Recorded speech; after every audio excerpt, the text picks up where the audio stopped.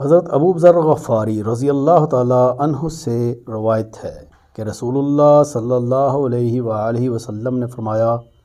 کہ خواب میں میرے پاس میرے رب کا ایک آنے والا فرشتہ آیا۔ اس نے مجھے خبر دی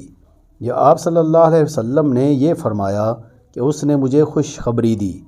کہ میری امت میں سے جو کوئی اس حال میں مرے کہ اللہ تعالیٰ کے ساتھ اس نے کوئی شریک نہ ٹھہرایا ہو تو وہ جنت میں جائے گا۔ اس پر میں نے پوچھا اگرچہ اس نے زنا کیا ہو، اگرچہ اس نے چوری کی ہو؟ تو رسول اللہ صلی اللہ علیہ وآلہ وسلم نے فرمایا کہ ہاں، اگر زنا کیا ہو، اگرچہ چوری کی ہو۔ حضرت عبداللہ بن مسعود رضی اللہ تعالی عنہ سے روایت ہے کہ نبی کریم صلی اللہ علیہ وآلہ وسلم نے فرمایا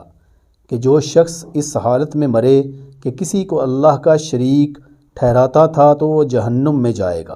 اور میں یہ کہتا ہوں کہ جو اس حال میں مرا کہ اللہ کا کوئی شریک نہ ٹھہراتا ہو وہ جنت میں جائے گا۔